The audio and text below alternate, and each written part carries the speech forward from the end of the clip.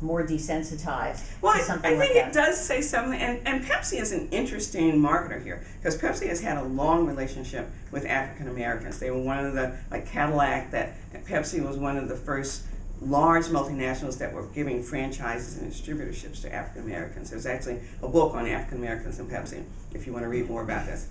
So I think they felt that they could do in-group humor. And when people criticized the image of the African American woman, Pepsi said, well, wait a minute, we ran it through a black focus group.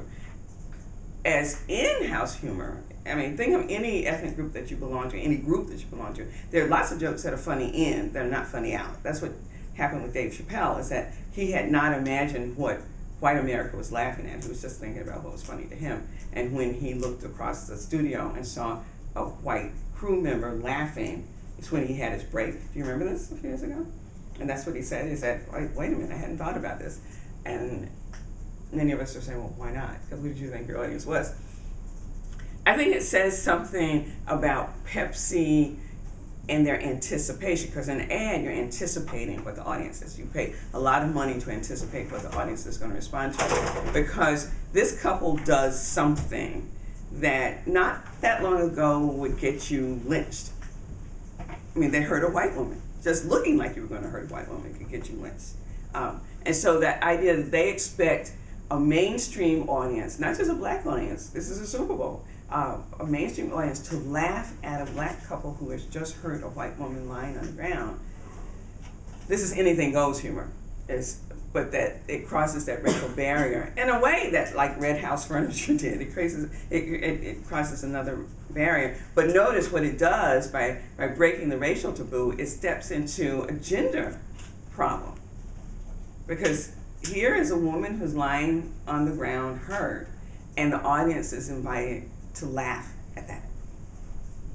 So, I mean, it was interesting that the people who got upset were black women, not white women. Because even white women have become, at your age certainly, desensitized to images of abused white women. You grew up on, let's name it, South Park. I mean, all of those. I thought all of those were just terrible. Encouraged all the inappropriate behaviors.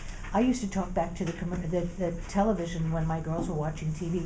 I used to deliberately sit and watch TV with them in order to compete with what the television was selling my kids. And that's actually what the research says you should do. I was just talking to a parent who has no cable in her household, and she was dismayed. I think you'll probably know where this ends. Her kids had figured out how to watch TV through the Xbox.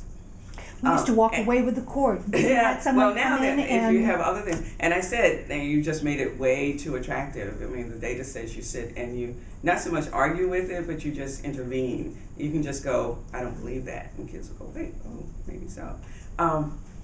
But we pick up attitudes through advertising, just the way we pick up attitudes through programming. And actually, if you've noticed, the ads are getting better these days because they're having to compete with your ability to delete them. You were going to say something?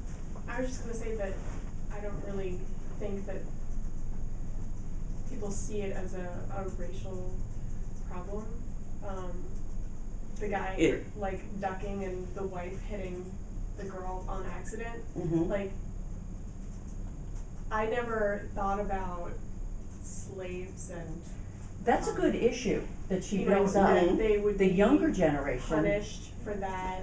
It was just like, oh, they accidentally hurt her. It was a Pepsi can to the face. It probably didn't hurt that much. Like, do you know anybody who's ever been hit with a can in the face? You can knock somebody unconscious with a can in the face. well, yeah, but I That's mean, what makes it well, funny. it's Oh, really? because it's Yeah, outrageous. because you don't see that happen. These shades like, of walking Don down. Rickles. Well, And they have no also, idea who I mean, Don Rickles was. with ads particularly, you've got to talk about lower levels of consciousness and processing. Just because you don't sit there and go, oh my goodness, they just hit a white woman in the face with a can, doesn't mean that at some level you aren't learning something, or that a 10-year-old isn't learning something about what you can get away with. That you are learning rationally, but there's lots of learning. When an ad works, you don't go down the grocery store aisle and say, oh my goodness, I remember seeing this product and they made a good argument for me to buy it. I believe I will buy it. that doesn't happen. You have this kind of vague memory. You probably remember the emotion. Here you'll remember Pepsi Max made a funny ad, and you buy it, and you don't, especially for impulse buys. For something that's very expensive, maybe for something that's inexpensive, we don't sit there and think about why we're buying it. It makes us feel good. We don't remember why it makes us feel good. Soda is in a very interesting situation. All of the Americans who are going to buy soda are buying soda. Most of their growth is overseas, which is why they do so much of it. And actually, their market share is being pushed, particularly with people your age, which is who I really think this ad is. It's not directed at you. It's not directed at me. It's directed at them. Because they're drinking all these other things. They're drinking vitamin water and not drinking so many sodas. And so they have to kind of get back at you and say, wait a minute, we are as cool as you are.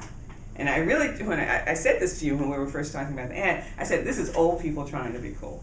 Because this is that anything goes humor done badly. I mean, it's not as funny. It just isn't as funny. But all of these images are there. I mean, this does reinforce the image of the angry black woman being out of control, which was used against Michelle Obama in the last election. It does reinforce the stereotype that black women over-control black men, which is and the idea that the person who is most vulnerable in this ad is the blonde white woman is a stereotype. So I don't think you have to say, oh, I believe this, to pick up these stereotypes and for them to be reinforced. But you did bring up an interesting issue. Of different levels of processing. The younger people might not see race the way someone of my generation and Vivian's, see race. The research that's coming out is they don't see it in exactly the same way, but they still hold at the level of, am I willing to marry this person, that those lines still hold. So that they will have black friends, which maybe their parents didn't. But in terms of who they interact with outside of class, go in the South Campus Dining Hall, those groupings still hold. Who they feel they have most in common with has a lot to do with race still. And they may have white kids may have one or two black friends, black kids may have one or two white friends, but those groupings still hold. So that our public lives, our work, school lives are more diverse at the university level, not at the grade and high school level anymore. I mean, we're more segregated now than we were in 1964. Really? Yes. And it has everything, social class is a major marker there. And it is now it's the worst thing you can say. Remember when Kanye West called George Bush a racist in his recent book, George Bush says that was the worst moment of his presidential career, because it's now considered a terrible, terrible thing to call somebody a racist, and people will work not to be called a racist. But the research says they're not concerned as much with the black person. They're concerned that other white people don't see them as a racist. Does that make sense?